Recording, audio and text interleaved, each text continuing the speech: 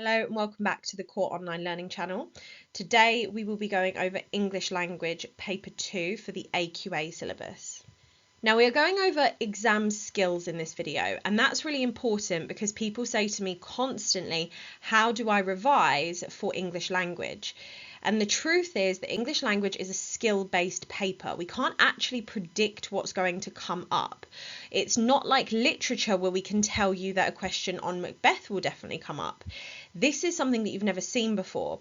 So what it is putting the skills into practice. So you have to know what those skills are per question, and then you have to know how to apply those skills and use those skills. So we'll be using a paper off the AQA website, which is public, so you can go and find these papers. I am not going to put the paper on the video because of copyright issues. However, I will show you what paper I am working from, so you can open that now. So if you go to the AQA website and you type in English language, or you just Google AQA English language, you will come to a website that looks like this. If you click on assessment resources, which is what I have circled in red, you are going to be taken to a page that looks like this. You scroll down until you find the question paper for November 2022. Those are the questions that I'll be going over today. So you can read the question paper. You can always pause the video and then read the question paper. And then a few lines down from that, so a few documents down from that, you're going to find the insert. So the insert has source A and source B, and that's what I'm going to be working on today. So now you have those open, or if you don't have those open, pause the video, go back, find them, open them. I'll go through questions 2, 3 and 4. Now I'm not going to go through question 5, and I'm not going to go through question 3 in a great amount of detail, because the thing that I want to focus on the most today is question 2 and question 4. When I am marking this paper, what I see a lot of are people looking at question 2 and question 4 like they are the same thing, because they feel similar, because you've got that comparison element. So it's telling you to compare the two texts, but they're actually telling you to compare the two texts in very different ways. Now, your 8-mark question, that question 2, is super easy. And the biggest mistake that people make is that they overcomplicate the question. So they make the question a lot harder than it has to be. They include language analysis, which you don't need to do. They're using subject terminology. They're telling me what similes, what metaphors. You're not actually reading the question. So we're going to focus on that today, and then we're going to focus on question 4 today too. So question 2. You need to refer to source A and source B for this question. In both sources, the writers try various ways to get to sleep, most of which fail. So they've already given us quite a big clue here. They've already said, the writers fail at falling asleep. Use details from both sources to write a summary of what you understand about the different ways the writers try but fail to get to sleep. Now, if you look at this question really carefully, it's basically a comprehension question. And it's basically asking you the difference between two things. So if I'm going to ask you the difference between broccoli and an orange, you're not going to be sitting there and analysing it. You're going to be giving me specific details, right? So you're going to be saying the orange is sweeter because it is a fruit. The broccoli is more savoury because it is a vegetable. You are looking at very basic ideas here, actually. It's not as complicated as you think it is. They just want to know, summarise the ways that the writers have tried to fall asleep and tell me what's different about them. That's it. So they're not asking about the writer's feelings. They're not asking about any of that. And that's the biggest thing that people do in this question that they just don't need to do. So I've broken it down into a quick paragraph. That's what I'm calling it. Quotes, inferences, comparisons. So that's all I need from this. I don't need language analysis. I don't need a technique. I really don't need any of that. I just need quotes, inferences, and comparisons. So let's have a look at a model. Now this is a short model, it's tiny, and it's only there because I want you to see how you can do it. Obviously yours might be a bit longer, but remember this is an 8-mark question. Don't spend loads of time on it. And if you're a person who's lucky enough to get extra time in your exam, don't sit there and go back to this one. Write a couple of paragraphs for it, summarize what they've tried in source A, summarize what they've tried in source B, compare them a little bit, move on, go to your big ones. Okay? So the model that's on the screen right now is the model question 2 that I wrote. Now it's not extensive, it just picks up on one point. You might write a couple more of these, but they're short. And they're not peel or Peter or petal paragraphs or whatever your school uses. So, the writer of source B, and I did start with source B here, the writer of source B tries to use memory tricks to get to sleep, such as multiplication or repeating poetry, to show she feels like overworking her brain will eventually tire her out to rest. Now, if you haven't read this, obviously you need to go back over, you need to read this before you have a look at my model. But what you'll notice is I have some short quotes and I have an inference. This shows she feels like overworking her brain will tire her out to rest. I've got a quote, I've got an inference, so I've said something that I'm sort of inferring from the quote. On the other hand, in source A, he tries more physical methods. So I've used the word more, I've used the connective on the other hand. So I'm comparing, because again, you're going to like the, so if something is more than another thing, you are comparing that thing. So I've got a comparison. I've hit all 3 things. On the other hand, in source A, he tries more physical methods like giving up coffee, sugar, and heavy dinners when he is desperately trying to sleep. I've done it. I've done all the things that the examiner has asked me to do. Okay, so that's all that's on the mark scheme. It's nice and easy. And then you just have to go into sort of several of these ideas. So we're going to summarize what they tried and compare how different they are. Now I'm saying one is more mental and one is more physical. That's a comparison. I am saying that one is overworking her brain, one is physically changing himself. That's a comparison.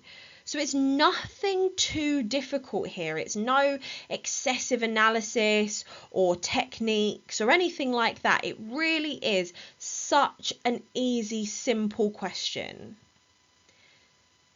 Now, once question 2 is done and we've written a little bit for question 2, we will then move on to question 3. Question 3 looks like this. Now, I'm not going to give you a model on this one. I won't go into too much detail. I can leave that for another video. Comment if you would like me to do a question 3 video. If you are uncertain of it and you want me to go through it, I can do it for this paper. But question 3 is really easy. So at this point, this is where your peels start to come in, or your petals or your peters or whatever your school uses. This is where the language analysis comes in. This is where we really want you to look at things in a lot of detail. So you can see on question 3, it says you now need to refer only to source B from lines 23 to 30. That's 7 lines and it's 12 marks. So this means that you're really going to be zooming in on things. Okay, so you're going to zoom in on words, zoom in on phrases. One of the easiest things to zoom in on is adjectives. So how does the writer use language to describe the mosquitoes and their impact? Description, adjectives. Remember, most sentences in the English language have adjectives in them. When we're writing creatively, we throw in adjectives all the time. We'll be saying, wonderful, awful, terrible. We'll be throwing those in with everything we do. So if you can't spot any techniques like similes or metaphors or the normal descriptive ones, look at adjectives. And if you can spot personification and alliteration, talk about those as well. So this is all about making sure that you are really zooming in and saying, the writer has done this to show us. And this shows that the mosquitoes had this kind of impact. And these words are showing me this. And we're really zooming in on a lot. So that's question 3. So this is where the analysis part of the paper is going to start. So for question 1, it's just a bit of comprehension. For question 2, it's a bit of comprehension, bit of comparison. Question 3, this is where we get into language analysis here. Then it's kind of over before you know it. So then we move on to question 4. Now I call this the thoughts and feelings question. And there's a reason that I call it the thoughts and feelings question. And that's because that's always what they're asking you. No matter what those words in the question say, this is the thoughts and feelings question. So for this question, you need to refer to the whole of source A together with the whole of source B. Compare how the writers convey their different feelings and perspectives on their experiences of sleep and sleeplessness. In your answer, you could compare their different feelings and perspectives, compare the methods that they use, support your response. Now, those 3 bullet points are telling me everything I need to know.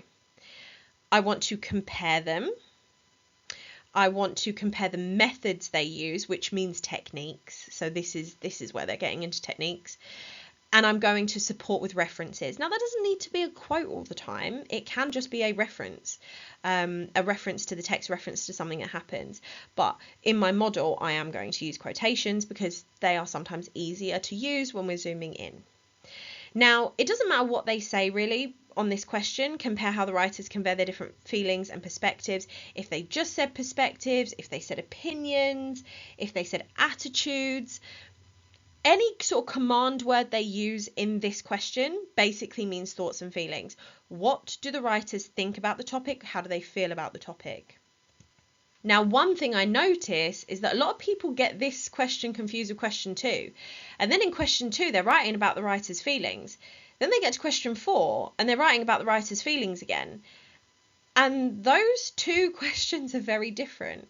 So we've already looked at how easy question 2 is. Question 4 is double the amount of marks because it's double the amount of effort, because now we're looking at their thoughts, now we're looking at their feelings. Question 2, we were just kind of telling you what the text was about. Okay, so you've got to be specific here. So we'll go on to a model for thoughts and feelings. So I'm going to make those thoughts and feelings nice and clear.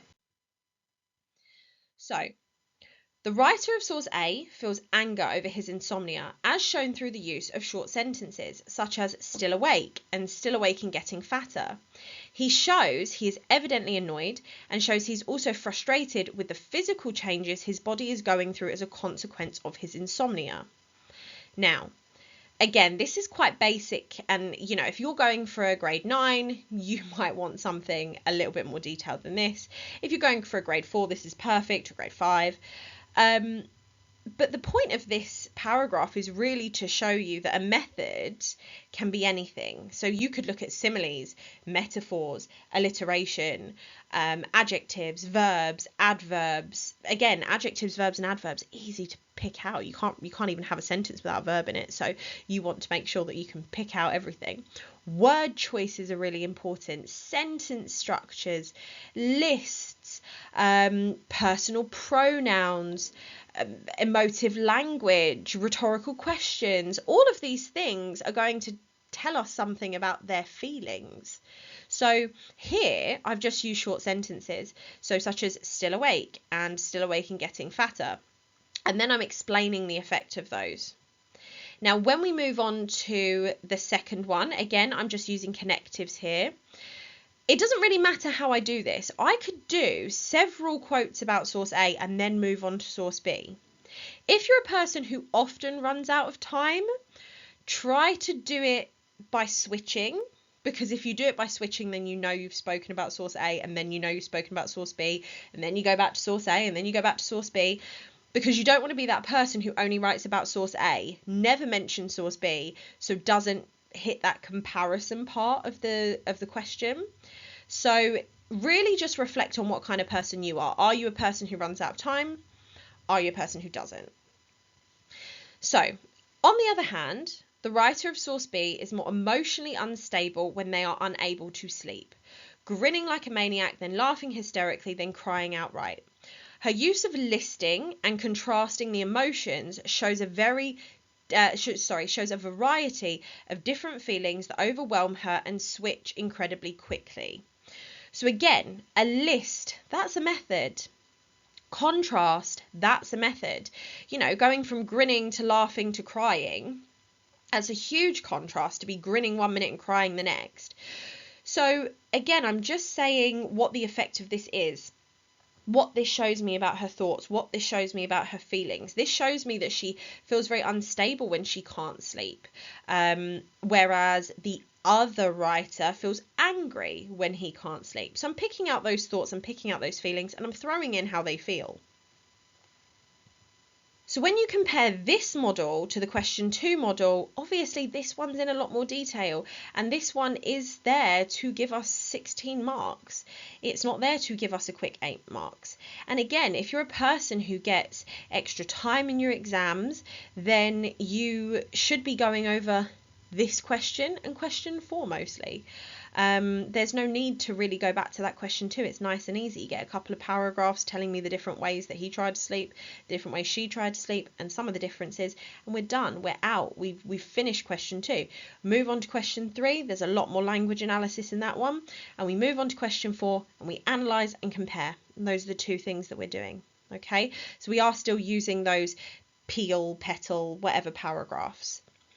Then after this, we move on to question 5. Okay, don't sit there and get really bogged down with question 4 and try to write loads and loads and loads for question 4, because remember, at the end of the day, it is a 16 marker. So we do want quite a bit, but question 5 is a 40 marker. So we don't want you to sit there and spend loads of time on this 16 marker. So spend about 15, maybe 20 at push minutes on question 4, well, between 15 and 20 minutes for certain. And then go straight to that question 5 and spend loads of time making it really, really, really good. Because remember, the examiner wants to hear about your opinions now. You're done analysing everyone else's opinions in question 4. You move on and you express your opinions to the examiner. So that's section A of English Language Paper 2 for AQA. Those are the big hard-hitting questions. Question 1, don't really need to go over. Nice and simple, shade in the boxes. Question 5, obviously that would be a separate video. So again, comment if you would like me to do a question 5 video. But for now, take this away, practice the paper. You can use my models as jumping off points and practice those skills. Don't say to your teacher or to anyone else, I don't know how to revise for English language. How you revise for English language is you practice. So print the paper, have a go at the paper, use the models as a jumping off point, and try to finish the paper using this video. That's the best thing you can do.